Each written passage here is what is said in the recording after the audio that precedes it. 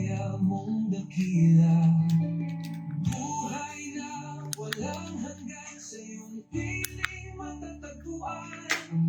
Sa langit na banal, sa liwanag ng iyong pagmamahal. Wala nang luha, wala nang sakit sa kalangitan. Kapiling ka magpakailanman.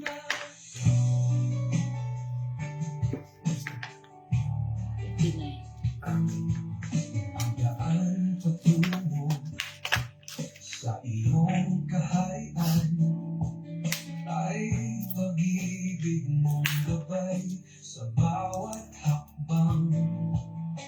Ako'y mapupuri sa iyong kabanalan hanggang maging ang langit na walang hanggan.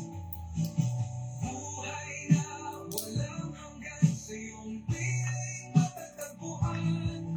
Sa langit na banal, sa liwanag ng iyong pagmamahal. Okay, let's start. Okay, God's morning, mga kapatid. Isang mapagpalang umaga muli sa atin sa araw na ito. Ngayon po ay araw ng Biyernes, Friday. It's Friday. Today is Friday.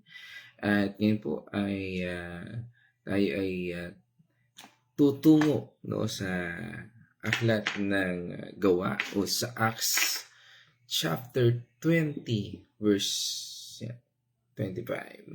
At sabi nga ating pamagatan ito, ang pamagat ng ating pag-uusapan po ngayon ay when times comes the word goodbye. Parang malungkot, pero ano nga ba ang kahulugan? When time comes the word goodbye. At ngayon po ay tutunguhan po natin ang talatang ito.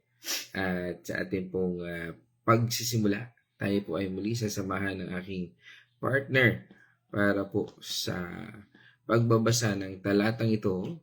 At tayo po ay sasamahan o pangungunahan sa pananalangin. God's morning, mga kapatid. Tayo po ay papasa sa mga gawa 20 verse 25. Chapter 20 verse 1. Kisalamuha ako sa inyo habang nangangaral tungkol sa kaharian. Ngayon, alam kong hindi na ninyo ako makikitang muli. Tayo po ay manalangin. Hallelujah. Lord, maraming salamat, Panginoon, sa panibagong umaga na pinagkaloob mo sa bawat isa sa amin. Maraming salamat, Panginoon, sa proteksyon at kalakasan ng katawan na ibibigay mo sa bawat isa sa amin ngayong maghapon. Sa lahat ng aming gagawin, ikaw nawa ang makita, Panginoon. Pangunahan mo po ang buhay namin, O Lord. Lalo na po ngayon na aming pag-aaralan muli ang iyong mga salita. Bigyan niyo po kami ng kalinawan ng pag-iisip, Panginoon, katalinuhan, nang sa ganon ay lubusan namin itong maunawaan at patuloy po namin itong magamit at maisapamuhay at maibahagi din sa iba. Maraming salamat, Panginoon, sa patuloy mong pagmamahal na ipinagkakaloob sa bawat isa. Kami rin po ay lumalapit, O Lord, sa buhay ni Nanay Susan na kasalukuyan ay nakikipaglaban pa rin, Panginoon, sa kanyang kalusugan. Kasalukuyan po siya ay nasa ICU pa rin. Lord, kami po ay humihingi sa iyo ng galingan para kay Nanay Susan. Amen. Layon mo ang masunod, Panginoon, at ang kanyang mga kamag-anak, Panginoon, kanyang pamilya, ay protectionan niyo rin po, Panginoon. Bigyan niyo po ng kalakasan ng katawan sa pag-aalala sa kay Nanay Susan, Panginoon, at sa kanilang financial na pangangailangan. Maraming salamat, Panginoon, at ang lahat po ng ito ay aming ipinapanalangin sa pangalan ng inyong anak na si Jesus. Amen. Okay, so purihin ating Panginoon Diyos. Sabi nga, when time comes, the word goodbye. No? At ito po sa ating talatang ito ay nais ko rin pong basahin sa Amplified Version. Sabi doon, and now listen carefully. I know that none of you among whom I went about preaching the kingdom will see me again. No, dito po sa ating pahayag ay sabi nga parang tila maloko. Sabi nga, when time comes, the word goodbye. Ito po yung Paul's farewell, no? And God's purpose. No? Paano nga ba natin mauunawaan ang the word na ito ng goodbye o paalam? No? At dito po sa ating pinag-aaralan niya, si Apostol Pablo po ay ng panahong ito ay nasa lugar ng Miletus. No? At tinawag po niya ang bawat pinuno ng church po sa Ephesus, no, para makipag-usap sa kanila, no. At bago po siya magpatuloy sa kanyang paglalakbay papuntang Jerusalem ay alam po niya kasi na nalalapit na, no, ang paghihirap at posibleng kamatayan na nung sinabi po niya itong salitang ito. At ang pagpapaalam po dito ni Apostol Pablo ay hindi lang basta-basta paalam dahil sa distansya o oras, no? Dito tingnan po natin, ano, may tatlong importanteng bagay po ng dahilan kung bakit po sa kanyang pagpapaalam. Una po, yung purpose ng kanyang ministry. Ano ba yung purpose? Sa buhay ba natin, alam ba natin yung purpose ng ministry natin? No? Parang yung ating pangalan ng church natin, no? Purpose-Filled Life Ministry. Ano? Parang ganun po siya. No? At ano nga ba yung purpose ng ministry na meron tayo? Sabi nga, lahat ng ministry, lahat ng church, o lahat ng tao na naniniwala sa Panginoon, may ministeryo siya. Meron po siyang ministeryo. No? Sabi nga, meron dahilan kung bakit ginagawa niya ang mga bagay na yan for the glory of God. No? So, yan po yan. Kaya, dito po si Apostol Pablo ay naglakbay. No? Sabi nga, siya ay naglakbay-lakbay para ipangaral ang kingdom of God o yung kaharian ng ating Panginoon Diyos. Ibig sabihin, ang pamamahala ng ating Panginoong Hesus sa buhay ng tao at ang kaligtasan at ang pagbabago ng dulot ng kanyang pagkabuhay ng muli. Yan po yung purpose ng ating Panginoon Diyos. At sa bawat lugar na ito pong si Apostol Pablo ay napupunta, ay tinutupad niya ang kanyang tungkulin. Nawa ay tayo ay katulad din ni Apostol Pablo na doon sa purpose na meron tayo, nagagawa natin yung tungkulin natin. Yun po yung ninanais ng Panginoon Diyos sa buhay natin. At ikalawa, unang purpose po, kung bakit nga po ba, ay dahil sa kanyang ministry. Yan po yung dahilan kung bakit nagpapaalam po dito. Ikalawa, the certainty ng kanyang pag-alis. Ano nga ba yung certainty na ito? Alam na Apostol Pablo na hindi na sila muling magkikita. Dahil alam niya na ang kanyang landas ay patungo na sa huling misyon. Hindi ito dahil sa kawalan ng pag-asa, kundi dahil sa tapat na tawag ng Diyos sa kanya. Kaya nga po, wag po tayo malulungkot. Minsan malungkot talaga yung paghihiwalay. Pero hindi tayo dapat malungkot dahil maaaring yan ay ipagtawag sa atin ng Panginoon Diyos, o there's another mission and another great things to happen. Kaya nga po ay sabi nga, hindi ito dahil sa kawalan ng pag-asa, kundi dahil siya'y tapat sa tawag ng Panginoon Diyos sa kanya. At ang bawat sabi nga ay umaalis kalimitan ay yan ay calling ng Lord sa buhay niya. Ikatlo, responsibility na iniiwan. Ano po yun? Kapag may goodbye na galing sa isang taong tapat sa Diyos, hindi ito nag-iiwan ng kawalan. Iniiwan po nito ang natutunan, ang mga aral tungkol sa kaharian o sa ating Panginoon Diyos at ang pananagutan. Ano po? Meron pala yun, Pag pala umalis sa isang tao, iniiwan doon yung bagay na yun. Pwede bang natutunan na lang? Hindi po. Meron po kasing kaakibat yan. Meron din pong pananagutan. Ano po yung pananagutan ng mga naiwan at nung umalis? Ipagpatuloy ang gawain ng Panginoon Diyos. Yan po yung tatlong bagay na yan. At ano nga ba ang rason sa ating patungkol dito? Bakit importante itong pag-aralan natin ngayon? Why we need to understand? Why we need to learn? Tandaan po natin, ang Diyos ay gumagamit ng mga goodbye moments sa buhay natin para dalhin tayo sa susunod na yugto ng kanyang plano. Meron kasing next pacing yan. Merong another, sabi nga, another place, another day, another kingdom of God, and another soul.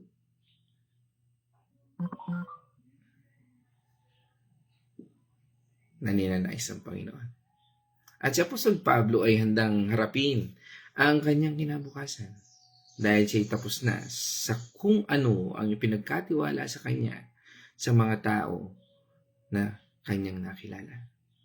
Ang dahilan ng pagpapaalam ay para sa ikabubuti ng iglesia, para matuto silang umasa sa Diyos at maging matatag sa pangangaral ng kaharian.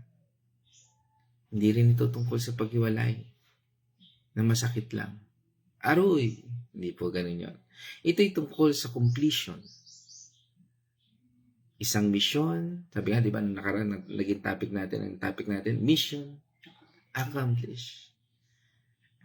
At ang beginning ng isa pa. Sabi nga, kada may natatapos, meron pa ulit magbubunga hanggang sa dumami siya ng dumami. Di ba, puno?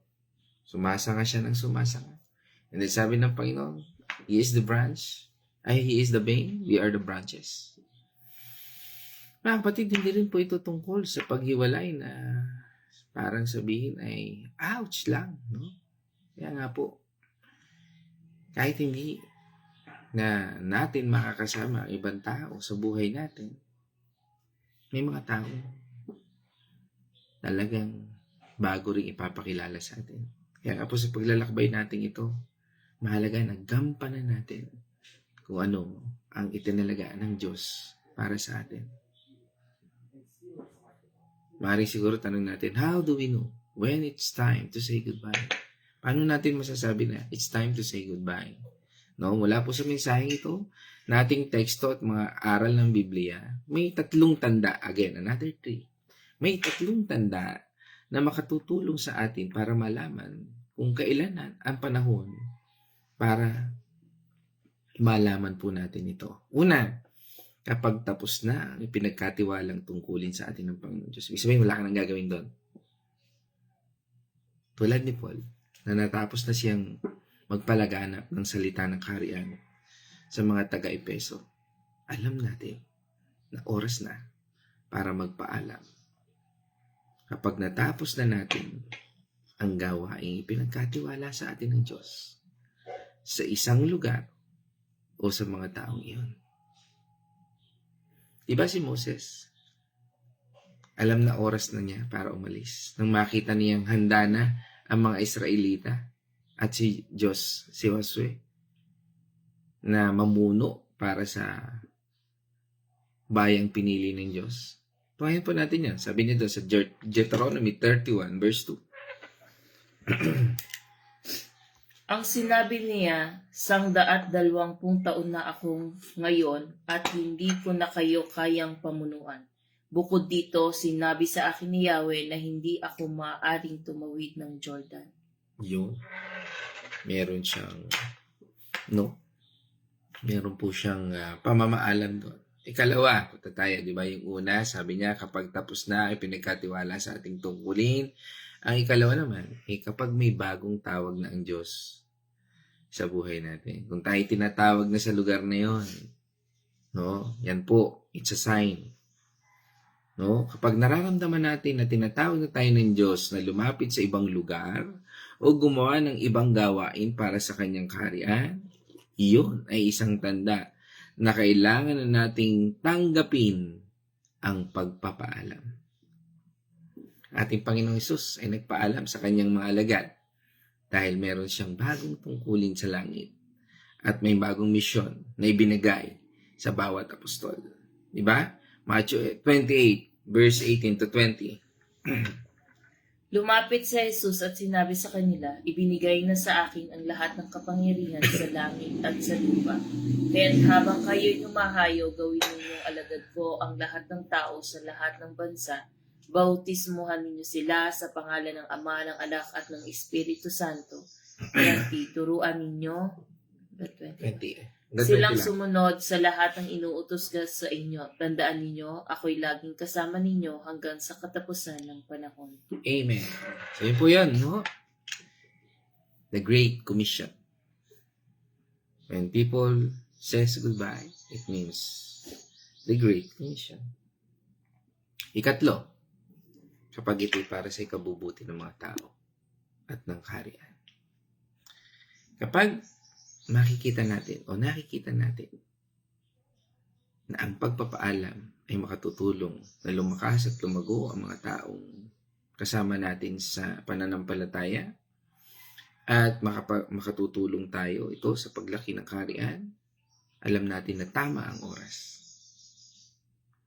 Si Apostol Pablo ay alam na ang kanyang pag-alis ay magpapalakas sa mga pinuno ng iglesia sa Efeso na namuno ng may lakas at pananampalataya. Kaya nga mga kapatid, for us today, no, ang aral na ito na nagbibigay sa atin ay isang napakalaging bagay din. At ang isang maaring maging realization natin dito ay una, huwag po tayong matakot sa goodbye. Minsan kailangan nating bitawan ang mga tao, lugar, o gawain na naging bahagi ng ating paglago sa Diyos. Dahil handa na tayong ipadala sa ibang misyon. Noong umalis si Moses sa mga Israelita para hayaan si Josue na mamuno sa pagpasok nila sa lupang pangako. Ganito rin po yung nangyari. At ito po hindi naging dahilan sa kainahan dahil tapos na ang kanilang panahon at oras na para ibigay sa Diyos ang responsibilidad sa susunod na henerasyon. Sabi niya, maaaring ikaw yung hadlang doon sa next generation. Kaya minsan you need to go.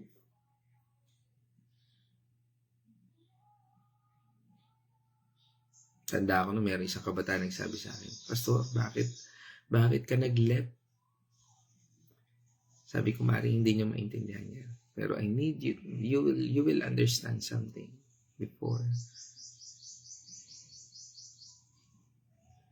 When the time is right, it says goodbye.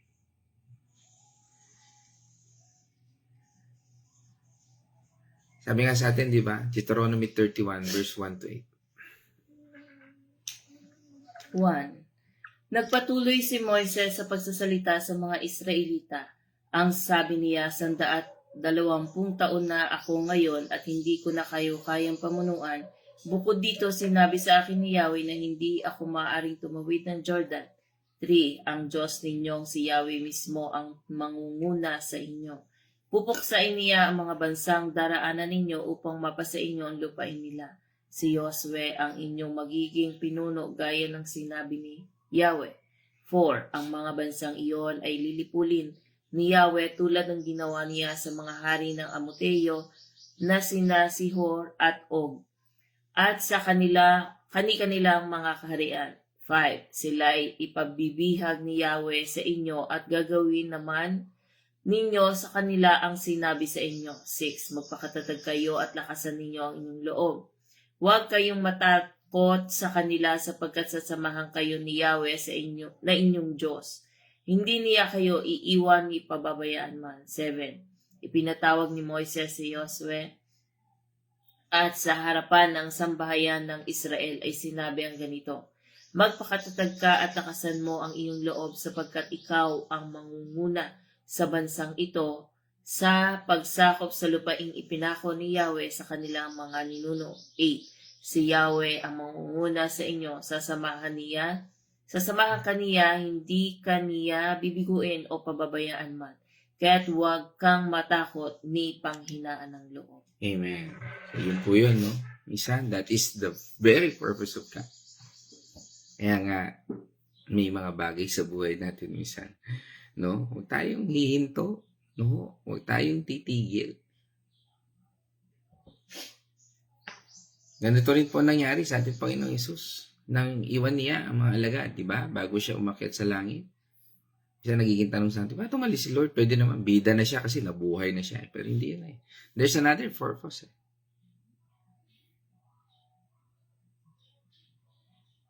Kaya nga doon, bakit? No? Ano po yung purpose? Yung pagbibigay ng misyon sa bawat alagad ng ating Panginoon at ang pagpasok ng banal na Espiritu sa buhay ng bawat sumasampalataya sa ating Panginoon Kristo para patuloy na ipagpatuloy ang gawain ng Diyos. Diba? Binasa natin kanina sa Matthew 28:18 to 20. At maaring ito po ay may intensyon na palakasin ng bawat isa o para palakasin ang ibang tao sa pamamagitan ng mga aral natin na natutunan mula sa kanila. Ikalawa, tuparin natin ang tungkulin. Yan po yan. Kailangan po natin tuparin ang tungkulin na inatang sa atin ng Panginoon. Tulad ni Apostol Pablo, gawin po natin ng buong puso ang lahat ng ipinagkatiwala sa atin ng ating Panginoon Diyos. Sa bawat taong mga nakakasama natin, maaring ngayon, maaring paglabas natin, sino-sino yung mga taong yan. Maaring baka hindi na tayo muling magkita.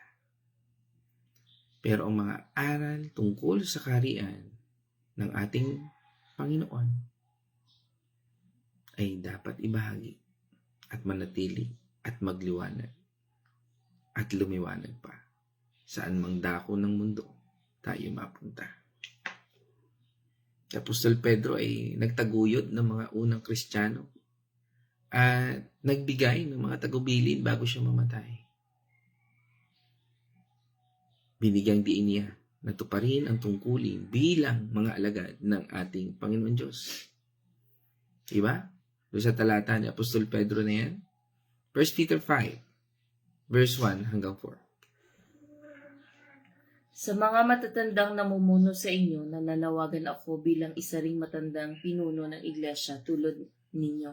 Saksi ako sa mga paghihirap ni Kristo at makakabahagi ako sa karangalan.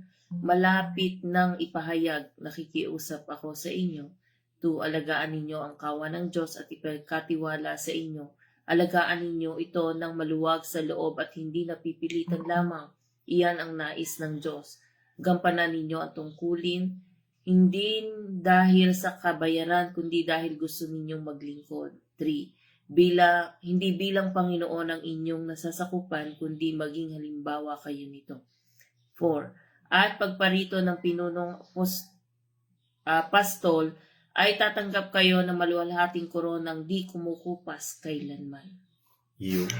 Amen. There is a crown pala sa mga bahaging yun, no? Kaya pala, minsan hayaan din natin yung mga taong umalis. Huwag tayong manlupaypay pag umalis. It's a victory sa buhay natin. Dahil ang Panginoong Jesus mismo ay tumpak na tinupad, no? Sabi nga, tumpak ka dyan, no? Ang lahat na ipinagawa sa kanya ng ating Panginoon Diyos. Kahit na minsan parang hindi natin mauna, bakit tumalis si Lord? O bakit tumalis si ganito, si ganyan? Parang that is a purpose of God to Him. Kaya ang ating Panginoon Kristo, di ba? Bago siya magpaalam sa kanyang mga alagad, di ba? Isang bagay na hindi maintindihan ng mga alagad, no? Parang another devastation sa kanila ng una eh. Bakit Lord, bumalik ka na nga, nasa glorified body ka na. Bakit ganon? Iwanan mo kami. Hanggang sa nakilala nila yung Panginoon Diyos. Nakita nila yung Holy Spirit, no? Through Pentecostal sa Book of Acts. Kaya ating Panginoon Jesus mismo ginawa po yung bagay niya. Balikan po natin yan. John 17 verse 4. John chapter 17 verse 4. Inihayag ko sa lupa ang inyong karangalan, natapos ko na ang pinapagawa mo sa akin. Iyo. Diba? Kaya nga, when the time is right, He will make it happen. The Lord itself will make it happen. Ikatlo, ang kaharian po dapat naging sentro natin. The kingdom ang sentro ng buhay natin. Makikita mo ang sign ng kingdom pag yan po ay consistent, nagpapatuloy. Hindi po yan yung paputol-putol lang, may Bible study ngayon, wala.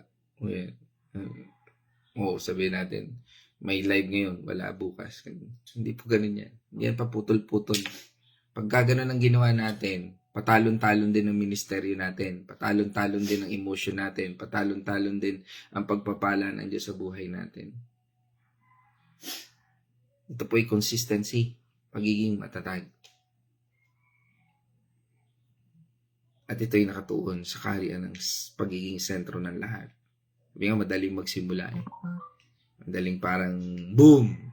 Pero bigla rin, sabi nga, kung ano yung bilis ng iyong, sabi di ba? Kung ano ang bilis ng iyong pagtaas, siya rin bilis ng iyong pagbagsak.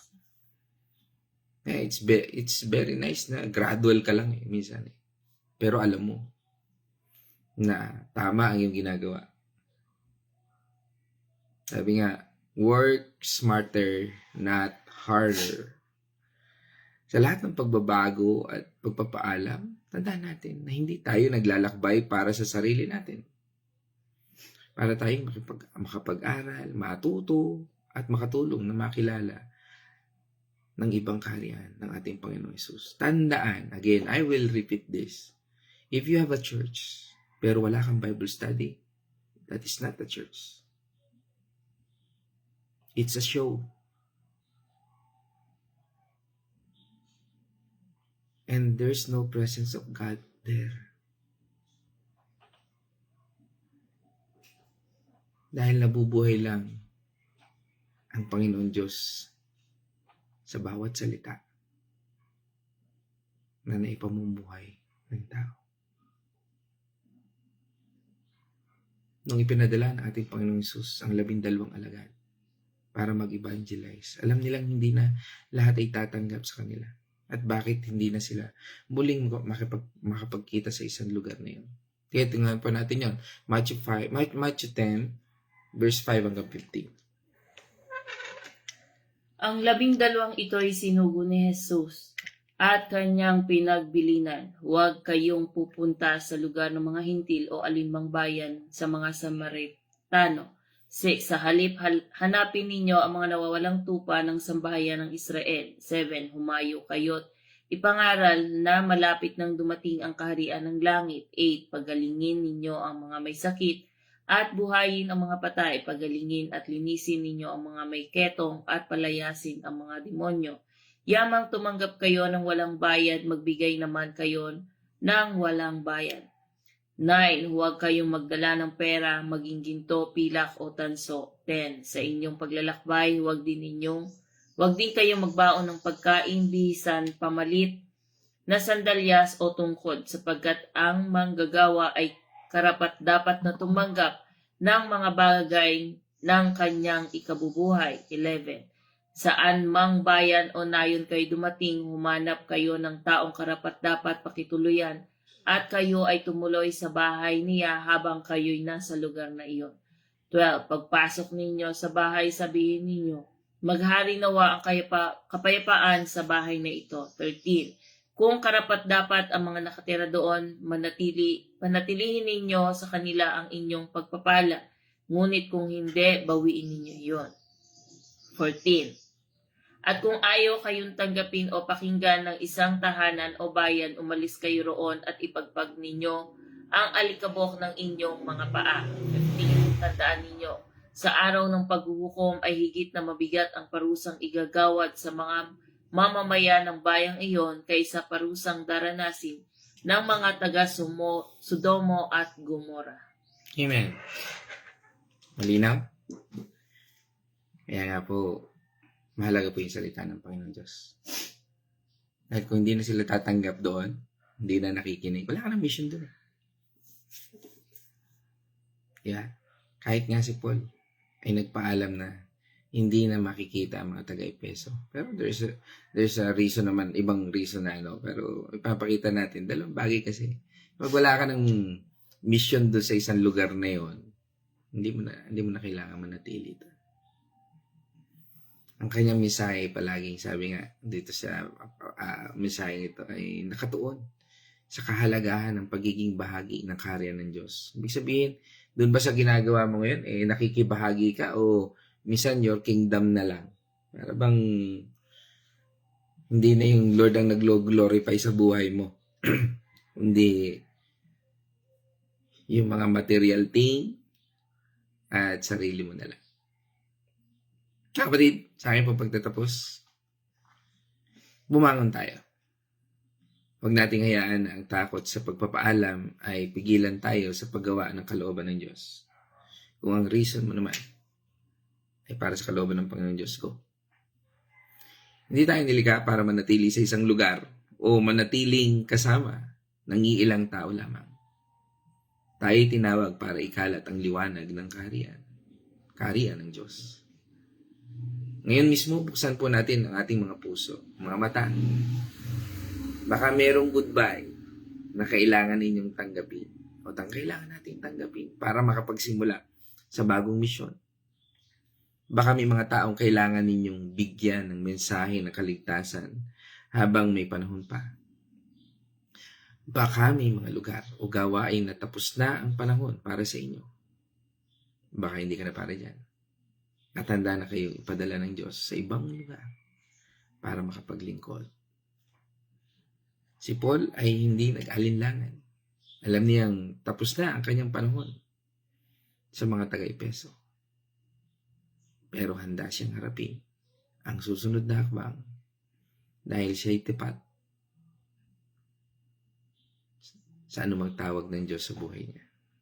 Tandaan, alam natin ang oras kapag tapos na ang ating tungkulin. Kapag may bagong tawag at kapag ito'y para sa ikabubuti ng kaharian. Kaya nga mga kapatid, tayo gumising.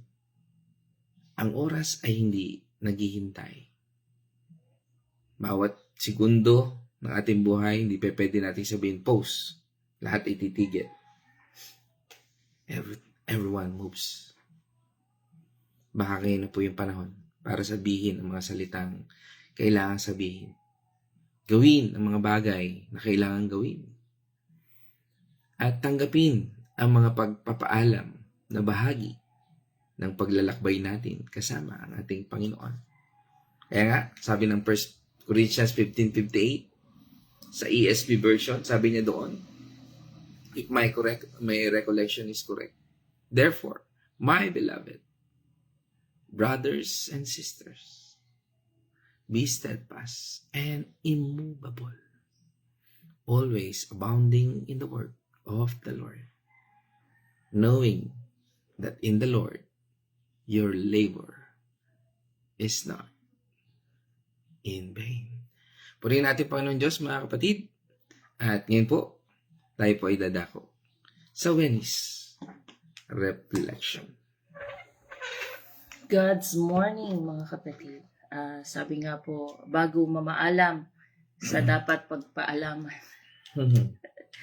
gawin po natin ng maayos ang ating mga trabaho, yung Amen. mga pinapatrabaho sa atin ng ating Panginoon. Kung may pinapagawa ang Diyos tulad ng pagbabahagi ng kanyang mga salita, gawin po natin ito ng buong puso at buong tapat na ang Panginoon ang ating pinaglilingkuran. Huwag po tayong tumingin sa sitwasyon ng tao, sa mukha ng tao, sa ugali ng tao, sapagkat ang Panginoon po ang ating tingnan, na ang Panginoon ang ating kausap at ang Panginoon ang ating pinagbabahagi na ng mga salita. Amen. Ituro po at gabayan ang iba. Mahalaga ang pagtuturo sa iba tungkol sa Diyos, lalo na sa mga nangangailangan ng gabay, yung po mga naliligaw, yung mga may problema na hindi alam kung ano ang solusyon. Di po ba may mga sitwasyon na lumalapit sa atin, humihinga ng problema. So ituro po natin sa kanila ang salita ng ating Panginoon, sapagkat doon po sa salita ng Panginoon, doon po tayo magkakaroon ng gabay at doon tayo magkakaroon ng tunay na kapayapaan na gusto nating maranasan sa sitwasyon na ating pinagdadaanan. At tanggapin po ang mga paglago. Hindi lahat ng mga bagay ay mananatili at kailangan nating tanggapin kung may mga pagbabago at paghihiwalay na mangyayari sa ating buhay. Minsan po, tayo ay nagiging secured sa taong minsan ay, halimbawa sa church, tayo ay nagiging complacent na. Yung halimbawa ay tayo ay panatag na doon sa church na yon. Pero ang gusto ng Panginoon ay ikaw ay umalis doon sa church or doon sa iyong kinabibilangan, lumipat ka sa ibang lugar, sa ibang lugar, sa ibang gawain, nang sa ganon ay maibahagi mo naman yung natutunan mo doon sa church na iyon. Kasi mayroong mas nangangailangang mga tao na mabahaginan mo ng salita at doon ka rin lalago. Minsan natatakot tayo na baka hindi natin kaya. Kagaya ng ng mga Bible study kapag wala si pastor. Wala nang gawain kasi wala si pastor. Hindi po ganoon. Dapat po mag-step up tayo. Kagaya nung ginagawa nung ilan nung kasama namin sa Bible study, may ilang beses na hindi kami nakakasama, pero nag-i-step up sila. Nung una natatakot sila na baka hindi daw nila ma-explain ng ayos ang salita ng ating Panginoon. But sa challenge na rin na ginawa ni Mon, ay nag-step up sila. Ibinahagi nila yung kanilang mga natututunan kahit na nagdadoubt sila na hindi tama yung kanilang mga sasabihin, kanilang ibabahagi, pero sa pamamagitan ng Holy Spirit, tama lahat ng kanilang mga sinasabi sapagkat iyon ay nanggaling sa puso at nagmumula sa Holy Spirit. Kaya wag po tayong matakot na umalis sa comfort zone na ating kinabibilangan sapagkat doon po tayo lalago. At doon po ipapakita ng Panginoon ang kanyang kapangyarihan sapagkat yung akala mo wala kang alam, pero hindi naman sa sarili mong karunungan yun ay nanggagaling mismo sa Holy Spirit. Minsan magtataka ka, paano ko ba nasabi yun? Saan ba nanggaling yung mga sinabi ko? Kasi hindi mo alam, hindi ka nanahan sa sarili mong gawa, kundi nanahan ka sa pinagagawa sa iyo ng Espiritu Santo. So, yun po, mahalin po natin ang bawat sandali dahil hindi natin alam kung kailan ang huli. Pahalagahan ang bawat oras na kasama mo ang mga mahal mo at ginagawa mo ang mga importanteng bagay.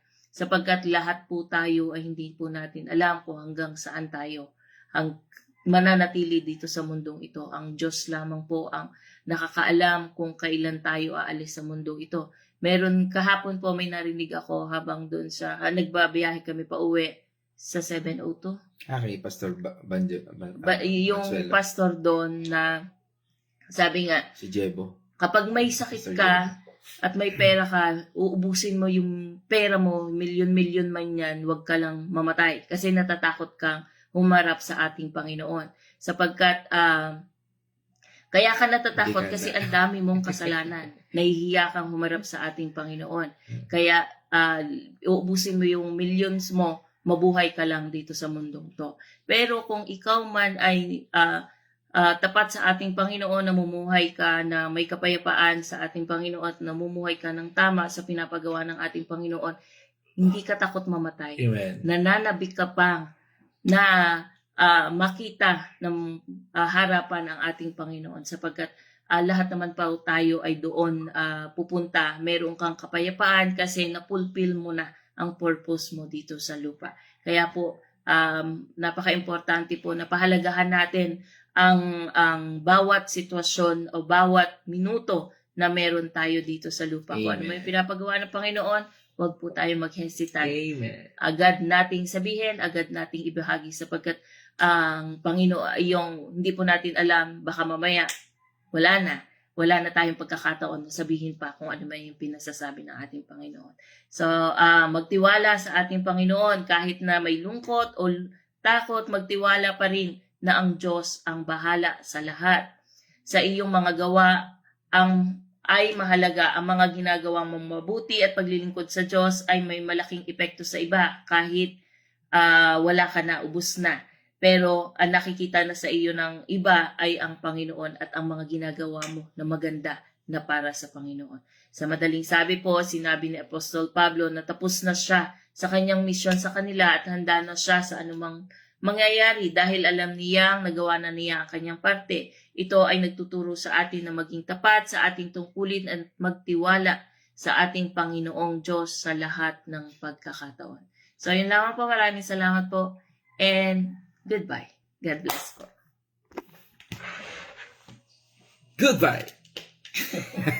Okay. Sa rin ng Panginoon Diyos. It's fun to say goodbye. When time comes, the word, goodbye. No?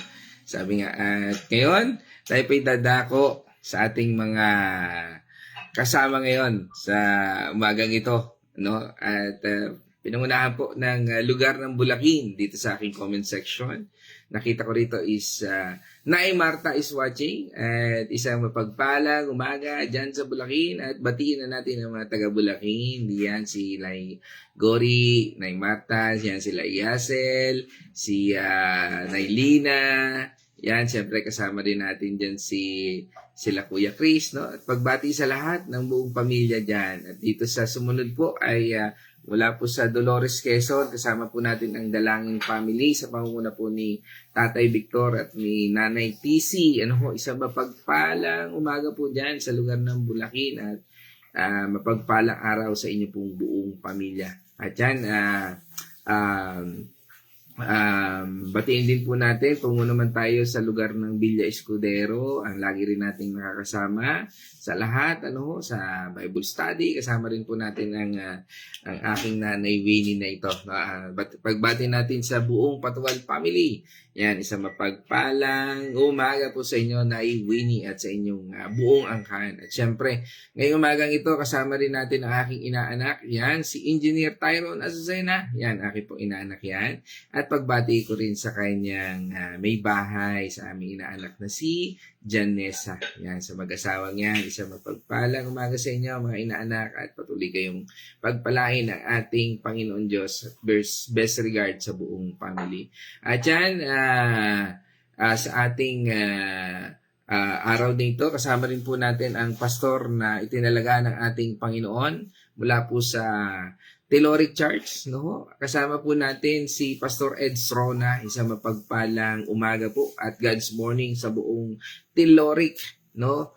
At purihin ng Diyos sa lahat ng ginagawa ng Panginoon Diyos sa lugar na yan at sa ministeryong iniatang po sa inyo ng ating Panginoon. At dyan, isang mapagpalang umaga dyan, Pastor Ed Srona. At kasama rin po natin sa Santo Niño naman, San Pablo City. Kasama po natin si Nanay Josie. Isang mapagpalang umaga po, Nanay Josie, na lagi rin po nating nakikita rito. No? Pero in person, hindi ko pa po namimit ito, no? Si Nanay Josie. I'm looking forward to meet him personally. However, in God's timing, in God's perfect will, isang mapagpalang umaga po, Nanay Josie, sa buhay ninyo at sa inyong buong pamilya. Yan, at patuloy po kayong bigyan ng kalakasan ng ating Panginoon at sa kanyang biyaya at sa kanyang kapangyarihan. At ngayon, kasama rin po natin again, no, at ang aming host kagabi, no, salamat Tinela sa iyong pag-host, no, sa aming Bible study. Kasama po natin ngayon ang Nonoso family, ang host namin kagabi, tinapik po namin ng Genesis chapter 26, no, at yan, purihin po ating Panginoon Diyos. At yan, kasama po natin ang Nonoso family, yan, isang mapagpalang umaga po sa inyong buong pamilya. Yan. At kasama rin po natin, yan, ang aking si Ate Tina. Ayan, si Ate Tina kasama natin.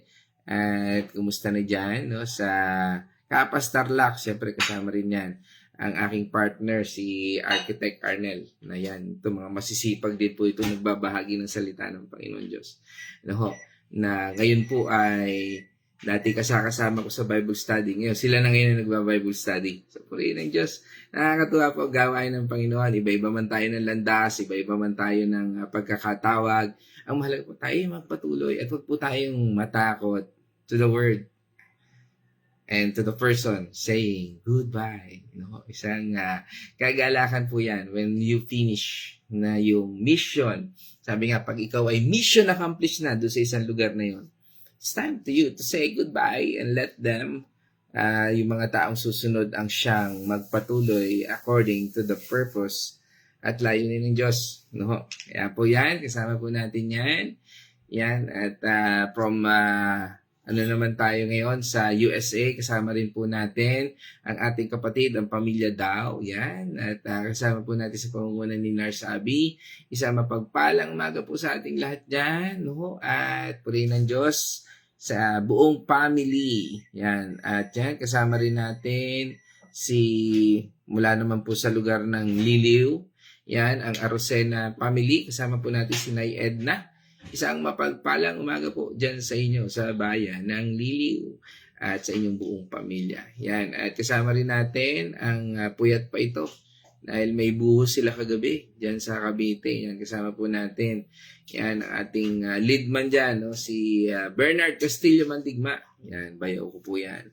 Yan. At isang mapagpalang umaga sa inyo dyan at mag-ingat kayo at patuloy na pag-ingatan ng ating Panginoon Diyos at patuloy na magtiwala, manalangin sa ating Panginoon. At yan kasama rin natin ang ating kapatid si Sister Alma Tatel. Yan, isang mapagpalang umaga sa inyo po. At sa iyong buong pamilya. Yan, nawa ay patuloy at magpatuloy lang tayo sa ating Panginoon. Diyan po from Tiloric din po yan. From Tiloric Church dyan sa Pila, Laguna. No? At isang mapagpalang umaga.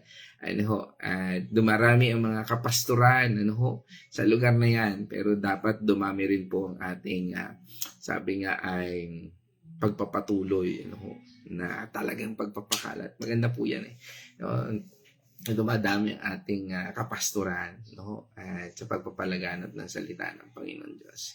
Yan, at kasama rin po natin sa Lumban, Laguna, kasama po natin si Wilma Mandigma. Yan, at batiin natin ang mga kapatid natin na nakikinig din dyan sa mga bawat mananahi ng gumagawa ng mga barong. Ayan, kung kailangan nyo ng barong, punta lang tayo sa Lumban, Laguna. Yan, at patahi tayo dyan sa kanila. Yan, kasama po natin si Wilma Mandigma. Isang mapagpalang umaga sa inyo dyan, kapatid. Yan, sa lahat dyan. At sino pa?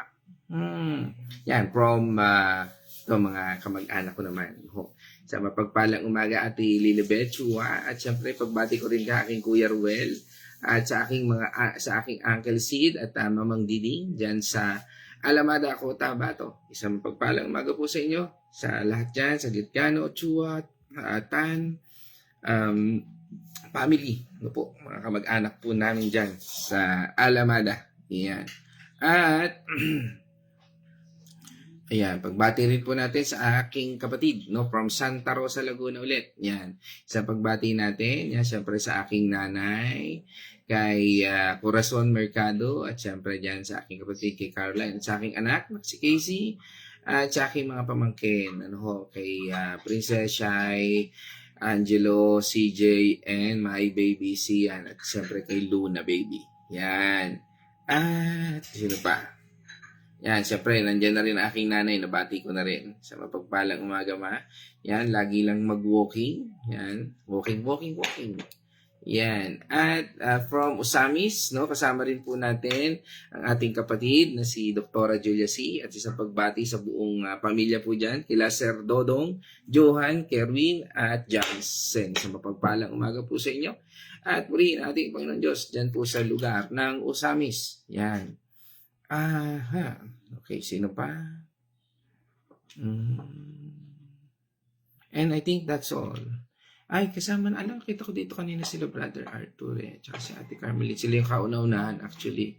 Yan, pagbati natin kay Brother Arthur at kay kumaring Carmelite, yan, sa aking mga kumpare at kumare na laging kasama rin natin, hindi lang sa devotion, pero lagi rin natin kasama personally, Ayan, ang pamilyang ito, ang Susena Tanyo family, at pagbati ko na rin sa inyong mga anak, kay Julene, kay Pao, sabi nga ito po mga taong ito, yung mga kasama ko talaga sa mission, yung mga kasama ko talaga sa actual na battle, yan, si Brother Arthur, yan, si Ate, si Kumaring Len, si Architect Arnel, yan yung mga kasama ko talaga sa battle, na pumupunta sa iba-ibang lugar. Although nag-construction kami, but that's how God's do it in our ministry. Yan, at kasama rin natin ating kapatid, the Biray family, yan si Brother Mike, na-miss na natin ito, pamilyang ito, Biray family, yan, at syempre pagbati rin natin kay Sister Grace, at sa buong family dyan, sa mga bata, kay Miko, kay Carl, kay Ellie, at syempre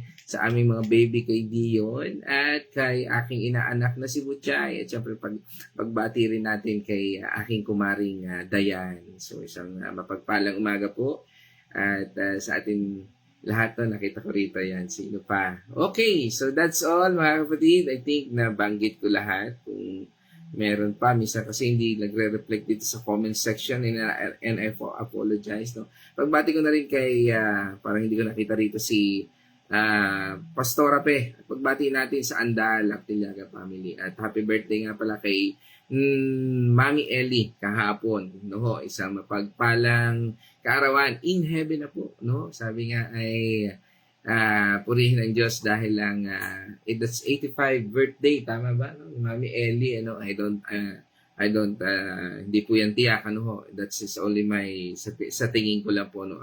Based on my tantiameter. Ano, parang nasa 85 na si Mami Ellie, ano ho, or baka man po ako'y mali. So however, so tayo po yung magtatapos na. At ngayon po, sa Diyos po ang papuri at pasasalamat. At sa ating pagtatapos, nawa tayo po ay napagpala ng salitang ito mula sa Acts 20:25 na pinamagatan natin, when time comes the word, goodbye. Tayo po ngayon ay magpapaalam na, and I think this is the time comes. And now this is the time to say goodbye also. Yung pagbati rin natin kay Sister Maria from, nakita ko dito, hindi ko lang nakita rin sa comment, from Israel. Alam niyo po, bago po matulog yan, nakikinig po muna yan. Kaya po, talagang sa kanyang pagod, ako po yung humahanga sa pananampalataya ng mga ganitong klase ng tao. Na imbis na matulog na, no, mas pinipili nilang makinig sa salita ng Panginoon Diyos. Kaya papuri at pasasalamat sa iyo, kapatid, at ako po ay napagpapala ng inyong katatagan sa pananampalataya. At purihin ng Diyos sa inyong mag-asawa, kay Brother Ian, sa inyong mga anak, at buong Alejandrino family at Artillaga family. Again, we thank you. At dito po, tayo po ay muli dadako na sa salitang goodbye. At bago po yan, tayo po ay manalangin. O manaming Diyos na makapangyarihan, banal na Espiritu at aming Panginoon tagapagligtas. Muli, salamat sa iyong bawat landas na itinuturo sa bawat isa sa amin. Kami po ay napagpala ng iyong salita at nawa ang bawat paa ng bawat isa na kung saan ay kami po ay inyong dinadala, ay patuloy mo, Panginoon, ipaalala ang aral na ito. Na minsan malungkot ang goodbye, pero Panginoon, ito rin ay pagtapak sa bagong landas na ninanais mo sa bawat isa sa amin. Kaya nga, Panginoon, sa puntong ito, kami po ay patuloy na nagpapasalamat, nagpupuri sa iyong pangalan, O Lord, at patuloy na idinadalangin namin ang bawat isa. Kami po ay patuloy na umaasa sa iyong patuloy na biyaya at awa. At katulad, Panginoon, ang aming aral, ang iyong pagpapala ay ipinagkakaloob mo, especially sa mga taong Panginoon, nangangailangan ng iyong gospel, ng iyong mabuting balita. Kaya nga, Panginoon, sa puntong ito, nais po namin ilapit sa iyo ang aming mga kapatid na may karamdaman, especially ang aking anak na si Casey, O Lord, ang aking anak na si Kyle, O Lord, at ganoon din, Panginoon, ang asawa po ni Bernard, si Daisy Mandigma. At higit, O Lord, sa ang aming kapatid na si Nanay Susan, na ngayon po ay nasa ICU. Lord, dinadalangin po rin namin si Kuya Ramil na meron din pong iniindang karamdaman. Lord, sa lahat ng ito at sa puntong ito, kami po ay nagtitiwala na anuman ang landas na aming tunguhan, ikaw yung Diyos na siyang nagbibigay ng kalakasan. Ikaw yung Diyos na nagpapagaling at ikaw yung Diyos na nagpo-provide sa bawat isa sa amin. Nais po namin italaga ang buhay namin ito at paunawaan ang mga bagay na ito ay inalaw mo to see your power, O Lord, to see your goodness. Dahil ayan ang iyong kalikasan, ang makita, ang kabutihan na ninanais mo sa bawat isa sa amin. Muli sa puntong ito, O Lord, bigyan mo kami ng enough understanding na sa tuwing minsan hindi namin maunawaan ang iyong salita. Alisin mo sa amin yung pagduruda at ipalit mo yung pagtitiwala. Bigyan mo kami ng lakas na sa iyo lamang nanggagaling upang patuloy kami na magpatuloy sa lahat ng iyong sinimulan sa aming buhay. Muli sa lahat ng ito, salamat sa iyong pagtutuwid, salamat sa iyong patuloy na paggabay sa aming buhay, at patuloy mo kami, Panginoong, ingatan at patuloy na pagpalain. Muli sa lahat ng ito, sa bawat nakinig at nakasama namin, Panginoon, sa mga oras na ito, ang pagpapala, Panginoon, ay amin pong tinatanggap na nagmumula sa iyo. Kaya maghari ka, Panginoon, at sa lahat ng ito, ikaw po ang aming pinupuri at pinasalamatan. Again, O Lord, we thank you and we praise you. In this I pray, in the name of our Lord Jesus Christ. Amen. Okay, purihin natin, Panginoon Diyos, mga kapatid. Let us shout the shout of victory. Parang meron ako nakita. Meron pa ba akong hindi nabati? Okay. Ayun, nakita ko na rin si Pastor Fe. Yan. Pagbati rin natin kay Sister Babes, ano? Hindi natin nabanggit, no? No, pero ipanalangin din naman natin si Kuya Ramil. So yan, pagbati rin natin sa ating kapatid na yan at maaring puyat din, ano, kasi talagang ang dami ring ganap, no? Punta sa ospital, pagpapaanak ng mga babies, no? At sabi nga ay attend ng Bible study. So, pero lahat po ng yan may purpose ng Lord. Anyway, let us shout the shout of victory. Christ has died. Christ has risen. Christ will come again. And together, we are for Christ. Again, when the time comes, the word goodbye, bye-bye.